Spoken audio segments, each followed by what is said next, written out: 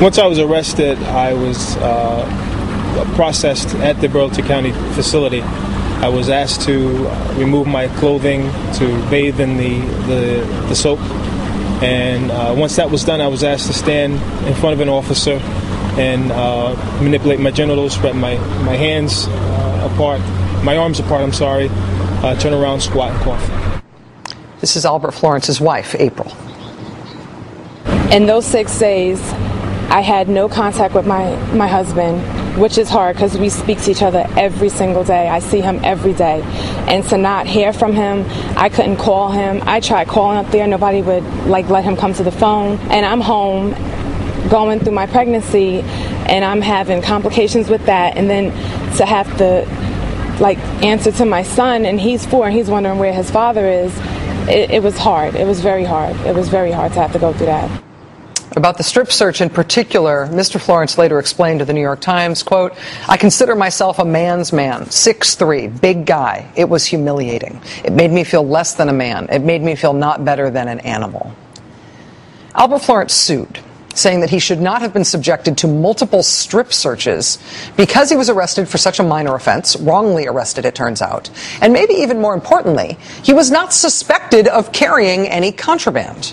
Today, the Supreme Court ruled in that case against Albert Florence. The Supreme Court establishing a new national precedent, which of course cannot be appealed, which says that no matter what you are arrested for, whether it is a traffic violation or an unpaid fine, or you have been caught walking your dog without a leash, or you've been picked up for not paying child support, no matter what you have been picked up for, even a false belief that you haven't paid something even when you did pay it, you can be strip searched multiple times. Unfortunately, some judges give in to the temptation and make law instead of interpret it. Such judicial lawlessness is a threat to our democracy, and it needs to stop.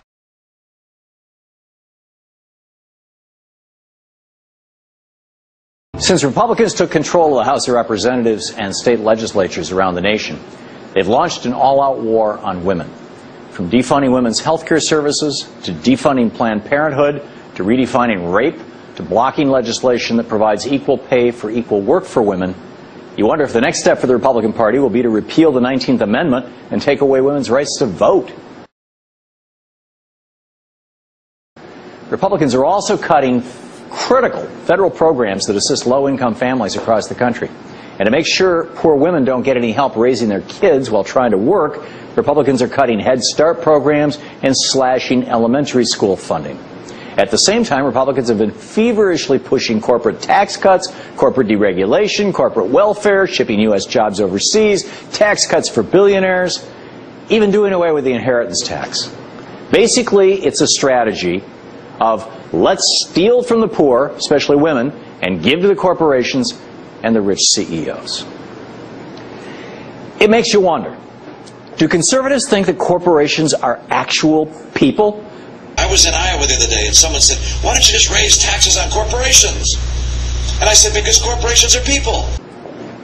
But women, particularly poor and minority women, are just second-class citizens? As we speak, no. Fred Upton, the congressman, Boehner, Cantor, the whole Republican leadership in both sides is pushing a big bill to change the health care bill to deny people the free contraception.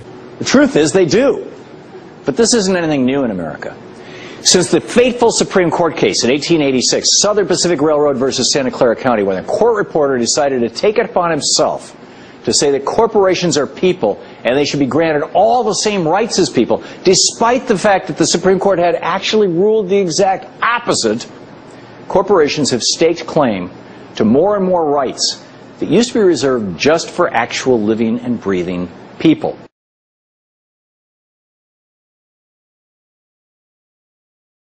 Your state has executed 234 death row inmates, more than any other governor in modern times. Have you struggled to sleep at night with the idea that any one of those might have been innocent? No, sir, I've never struggled with that at all. So I don't want to make people's lives better by giving them somebody else's money. In 2010, when I was deployed to Iraq, I had to lie about who I was because I'm a gay soldier, and I didn't want to lose my job. My question is, under one of your presidencies, do you intend to circumvent the progress that's been made for gay and lesbian soldiers in the military? Yeah. This was a bill, an abortion bill, that would have mandated that women get what's called a trans-vaginal ultrasound if they were getting an abortion. Are you saying the society should just let him die?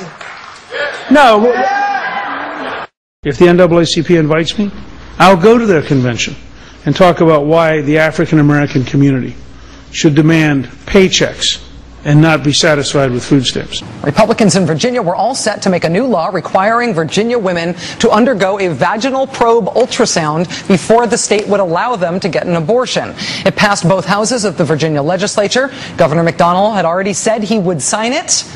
And then the national media noticed, and everyone, including us, freaked out. It made its way onto Saturday Night Live last weekend. There was a big silent protest outside the Capitol in Richmond on Monday. There were big unsilent protests all over the Capitol grounds yesterday.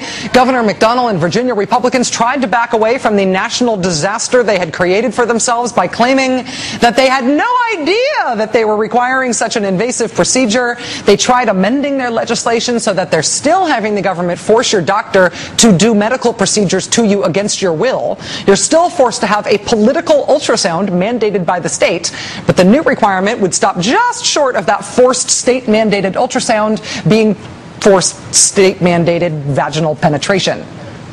It's kind of hard to unring that bell. And all the trying in the world has not saved Bob McDonnell from a new political reality in which he is the vaginal ultrasound guy. He's the vaginal probe guy now. Personally, ever since the Washington Post put his mid-career thesis from Pat Robertson's Televangelist College online, I've always thought of him as the homosexuals and fornicators guy. But now to the wide world, he is the vaginal ultrasound guy. Now the thing everybody is dying to ask him about is this vaginal probe bill. You flip-flopped on this, you backed the bill, and now you say no. Why? No, Jerry, I think you've got it wrong. I support the concept of an ultrasound requirement.